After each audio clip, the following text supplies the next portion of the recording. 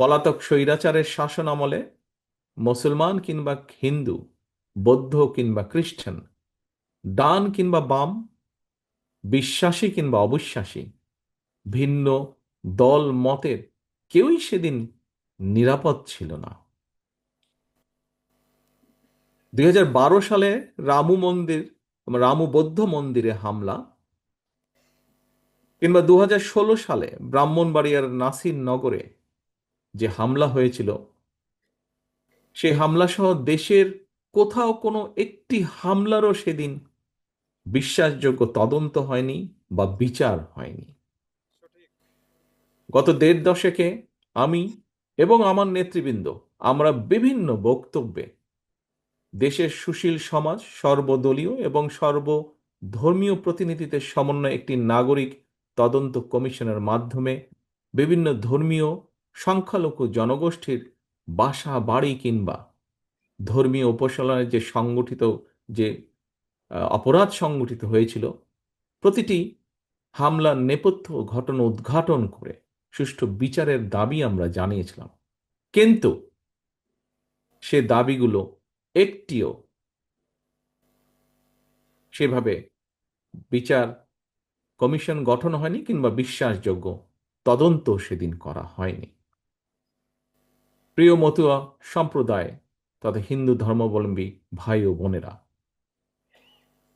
এই কারণেই আমরা বিএনপি মনে করে দেশের ন্যায় বিচার এবং আইনের শাসন ছাড়া সংখ্যালঘু কিংবা সংখ্যাগুরু আমাদের কারো কোনো পরিচয়, কোনো নাগরিকেরই নিরাপত্তার গ্যারান্টি হতে পারে না। একমাত্র ন্যায় বিচার এবং আইনের শাসনই দেশের প্রতিটি নাগরিকের নিরাপত্তা। দল মত ধর্ম বর্ণ রাজনৈতিক পরিচয় শেষে একমাত্র আইনের শাসন, ন্যায় বিচারই দেশের প্রত্যেকটি নাগরিকের নিরাপত্তা নিশ্চিত করতে পারে। ফ্যাসিবাদ বা স্বৈরাচার মুক্ত বাংলাদেশে বর্তমানে মুসলমান, হিন্দু, বৌদ্ধ, খ্রিস্টান প্রতিটি ধর্মের প্রতিটি মানুষের অধিকার প্রতিষ্ঠার জন্য গণতন্ত্র, ন্যায় বিচার এবং আইনের শাসন প্রতিষ্ঠার জন্য একটি বিশাল সুযোগ অপেক্ষমান। এই কথাটাও আজ এখানে যে সকল সম্মানিত ব্যক্তিবর্গ বক্তব্য রেখেছেন, তারাও তাদের বক্তব্যে বিভিন্নভাবে এই কথাটিকে সামনে নিয়ে এসেছেন।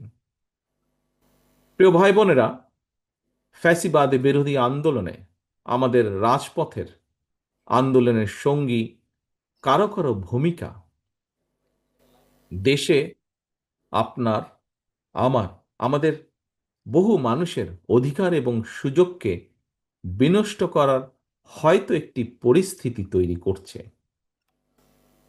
প্রিয় ভাই বোনেরা, দেশ যদি অস্থিতিশীল হয়ে ওঠে, তাহলে পতিত পরাজিত পলাতক ফ্যাসিবাদী অপশক্তির পুনর্বাসনের পথ সুগম হতে পারে বা হয়। ফ্যাসিবাদ শাসন আমলে ফ্যাসিবাদের রোষানল থেকে বাঁচতে ফ্যাসিবাদ বিরোধীদের কেউ কেউ যে উপায় গুপ্ত কৌশল অবলম্বন করেছিল, পতিত পরাজিত ফ্যাসিবাদী অপশক্তিও বর্তমানে একইভাবে গুপ্ত কৌশল অবলম্বন করে দেশকে গণতন্ত্রের উত্তরণের পথকে বাধাগ্রস্ত করে তুলছে কিনা সে ব্যাপারে সজাগ দৃষ্টি রাখার জন্য আমি অন্তর্বর্তীকালীন সরকার এবং ফ্যাসিবাদ বিরোধী গণতান্ত্রিক শক্তিগুলোর প্রতি বিশেষভাবে আহ্বান জানাতে চাই।